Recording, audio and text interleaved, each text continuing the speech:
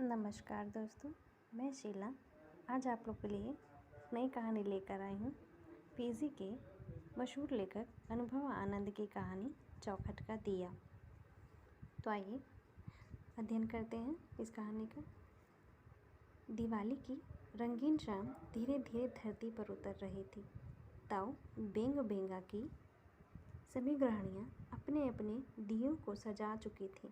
सभी बेसब्री से रजनी देवी के आंचल में दिया जलाने का इंतज़ार कर रही थी। गांव के छोटे मैदान में जो बच्चे कुछ देर पहले खेल रहे थे, वे अपने अपने घरों की ओर चल पड़े थे। उन्हें तो इसी शाम का कई दिनों से इंतज़ार था। फुलझड़ियों की तेज़ रोशनी और बारूद से बने खिलौने को वे दिवाली ही मानते थे। बारूद से निकलती रंग बिरंगी चिंगारियों को देखकर वे आत्मविभोर हो जाते थे।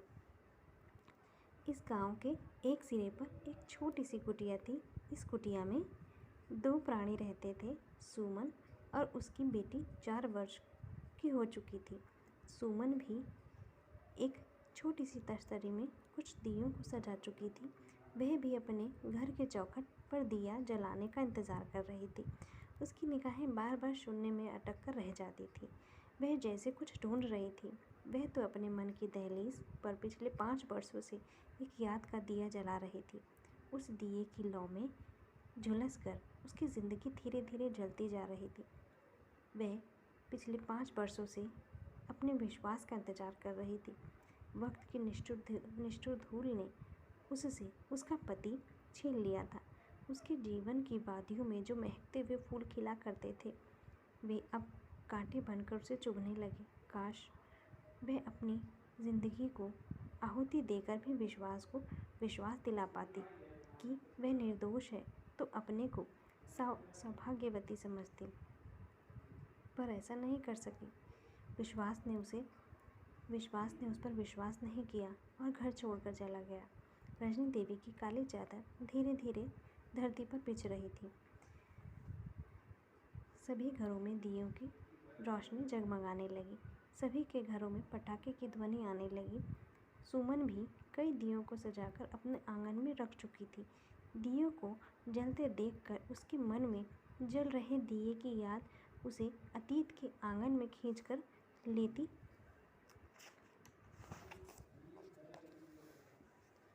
चली गई। उसके जीवन नभ पर फैला हुआ कोहरा छट गया था। उसके हृदय में छिपे अतीत के पन्ने उलटने लगे। सुमन का विवाह हुए 4 बरस हो गए थे। उसकी गोद अब तक नहीं भर पाई थी। इसी विषय को लेकर सुमन और विश्वास में कई बार झड़प हो चुकी थी। जब विश्वास काम पर चला जाता तो सुमन दिन भर परेशान रहा करती थी। एक दिन सुमन जैसे ही बस से उतर रही थी तो उसकी सहेली सरला मिल गई। सुमन, तुम कहाँ रहती हो? जब से तुमने विवाह किया तब से मैं तुमसे नहीं मिल पाई। कहो कैसी हो? जीजा जी कहाँ काम करते हैं? उत्तर में सुमन कुछ कह नहीं सकी। अपने अधरों पर एक फीकी मुस्कान सजाकर निगाहें बचाकर धीरे धीरे चलने लगी। सुमन को इस तरह से चलते देखकर सरला ने लपक कर अपनी बाहें लपक कर उसकी बाहें पकड़ ली और बोली, मुझसे क्यों नाराज़ हो? जीजा जी से लड़ने का यह अर्थ नहीं कि तुम मुझसे भी रूठ जाओ। सरला की बातें सुनकर सुमन रुक गई। वह कुछ बोल ना सकी। क्या सुमन, मुझे लगता है तुम अंदर ही अंदर सुलग रही हो। मुझसे क्यों छिपा रही हो? बोलो ना, क्या बात है? परेशान मत कर सरला, मुझे जाने दे। मैं इस समय परेशानियों के जाल में बुरी तरह उलझ चुकी हूँ। मुझे सूझ नहीं रहा कि मैं क्या करूँ। मुझे नहीं बतलाएगी? शायद मैं तुम्हारी परेशानियों को दूर करने में मदद कर सकूँ। सरला की बातें सुनकर सुमन के अधरों पर एक सूखी मुस्कान डोल उठी। मुस्कान की लपेट में आकर वह बोली, तुम मुझे मदद करेगी? तुम मुझे माँ बना सकेगी? अपनी सहेली की बातें सुनकर सरला चुप हो गई। उसके आनन पर चिंता की दरारें पड़ गई थी। कुछ देर पहले सुमन से मिलकर उसके अंतराल में जो खुशियाँ की लहरें उठ रही थी वे लुप्त हो चुकी थी। सरला को चुप होते देखकर सुमन बोली, अब तो मेरी बात छोड़ दे। मैं तेरे लिए मेरे लिए तो क्यों गम की दरिया में डूबती जा रही है। मुझे अपने हाल पर छोड़ दे। उत्तर में सरला कुछ कह न सकी। वह विचारों की बाढ़ में बह गई। सहसा उसकी आंखों में चमक आई। मैं तुम्हें मदद कर सकूंगी। वो कैसे? तुम मंदिर जा सकोगी? उत्तर में सुमन कुछ कह नहीं सकी। हृदय में जिज्ञासा का भाव लिए वह अपलक सरला को देखती रही। भंगिया में एक मंदिर है। लोग उसे मौसी के मंदिर के नाम से जानते हैं।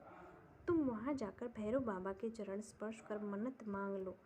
तुम्हारी कामना की पूर्ति अवश्य होगी। पर विश्वास मुझे यहाँ जाने नहीं देंगे। देवी और देवता पर तो उनकी आस्था नहीं है, पर विश्वास मुझे वहाँ नहीं जाने देंगे। देवी और देवता पर उनकी आस्था नहीं है। वे जब काम पर चले जाएंगे तब तुम चली जाना, उनसे मत बतलाना। अच्छा सुमन, मैं चलती हूँ। मुझे कल सुबह लौट जाना है। मैं तो माँ से मिलने आई थी। इस वातुवांगा में रहते हैं। हम इस वातुवांगा में रहते हैं। कभी सुबह आना तो हमसे अवश्य मिल लेना। हमारे घर का नंबर 108 है। जीजा जी से मेरा नमस्ते कह देना और यह भी कह देना कि मैं उनसे बहुत नाराज़ हूँ। 1 वर्ष हो चुका है मैं उनसे मिल नहीं पाई। यह कहकर सरला चली गई। अगली सुबह ही वह मंदिर चली गई और इस तरह 5 सप्ताह गुजर गए। इस अवधि में वह 5 बार मंदिर जाकर भैरव बाबा से मन्नत मांगती रही। जब वापस आती तो विश्वास काम पर रहता। एक दिन वह समय पर घर वापस नहीं आ सकी। रास्ते में शास्त्री मेमोरियल स्कूल के पास उसकी बस बिगड़ गई थी। यहाँ का रास्ता भी तो बस चलने लायक ही नहीं। जब वह घर पहुँची तो रात हो चुकी थी। विश्वास बेचैनी से घर के आंगन में चहलकदमी कर रहा था। सरला की बातों ने सुमन पर जादू का असर किया था। उसे लगा कि वह तपती धूप में झुलस रही थी। सहसा रात हो गई। वह शीतल चांदनी में लिपट चुकी है। अपनी पत्नी को देखते ही उसके अंदर का शक भूत का रूप लेकर बाहर आ गया। सुमन ने जैसे ही घर की दहलीज पर पैर रखा वह चिल्ला कर बोला, कहाँ गई थी? अपने पति के रौद्र रूप को देखकर सुमन सहम गई। अपनी निगाहों को झुकाकर खड़ी हो गई। विश्वास अपनी पत्नी के करीब आकर बोला, चुप क्यों हो गई? मुझे लगता है कि तुम्हारी ज़बान पर दीमक लग चुका है। बोलो, कहाँ गई थी? मैं मंदिर गई थी। यह क्यों नहीं कहती कि मंदिर के बहाने तुम अपने यार से मिलने गई थी?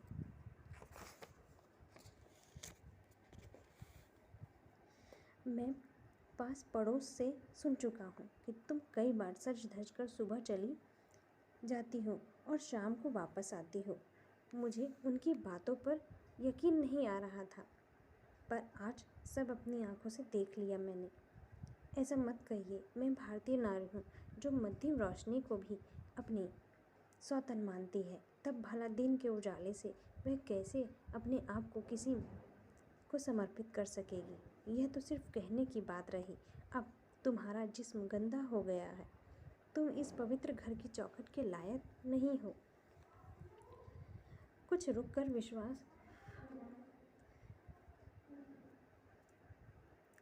विश्वास बोला,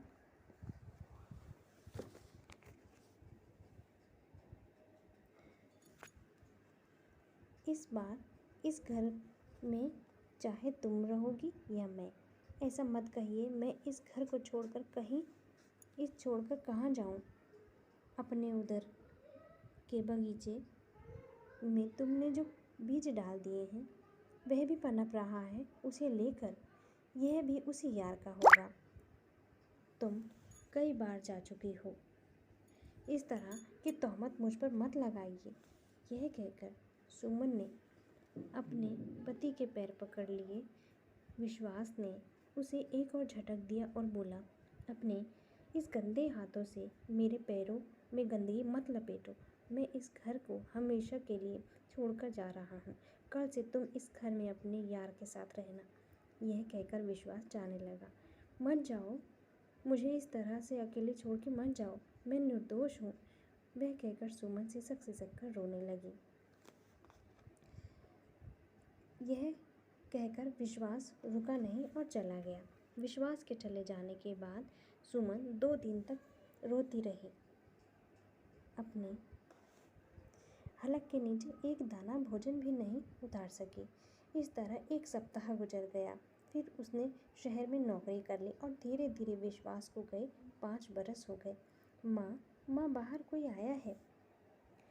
सुमन की तंद्रा टूटी। अतीत के पंख कट गए। मेरे घर पर इस समय कौन आ सकता है? यह सोचती हुई वह घर से बाहर आ गई। बाहर आकर सुमन ने देखा एक आगंतुक आंगन में खड़ा था। उसके चेहरे पर बड़े बड़े बाल उग गए थे।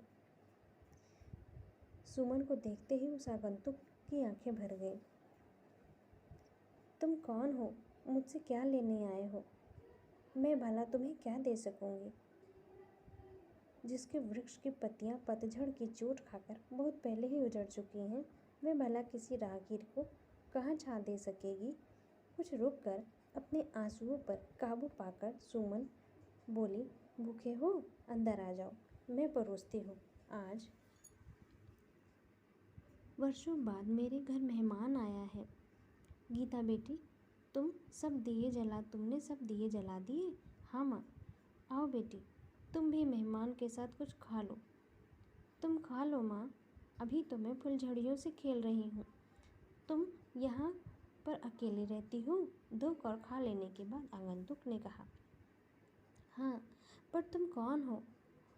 उस अजनबी को गौर से देखते हुए सुमन ने प्रश्न किया। उसकी बातें सुनकर सुमन को लगा कि उसकी धड़कनें कुछ तेज हो चली हैं। तुम्हारे पति कहाँ गए? 5 साल पहले उन्हें मेरे चाल चलन पर शक हो गया था और वे मुझे छोड़कर चले गए। न जाने बेचारे कहाँ भटक रहे हैं। उनके चले जाने के बाद तुम उनकी याद में क्यों तड़प रही हो? तुम तो फिर से घर बसा सकती थी। अभी तुम्हारी उम्र ही क्या है? उस आगंतुक की बातें सुनकर सुमन के शरीर में आग लग गई और वह बोली, मैं पूजा के वो फूल हूँ जो अपने देवता के चरणों में एक बार चढ़ चुकी हूँ। पर तुम होते कौन हो मेरी निजी बातों में दखल देने वाले? आज दिवाली है और सुबह तुम मंदिर तो गई होगी।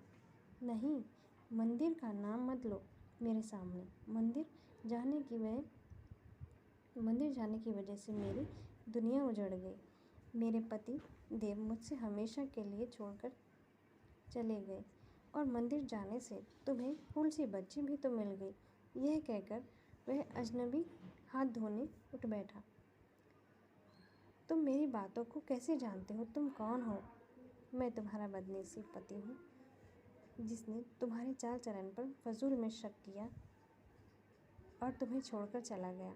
कल हम साथ मंदिर चलेंगे और भैरव बाबा के चरणों को छूकर मैं माफ़ी मांग लूँगा।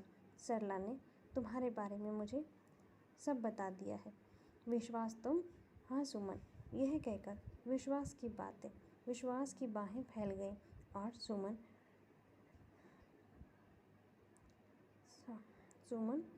समाकर सिसक उठी।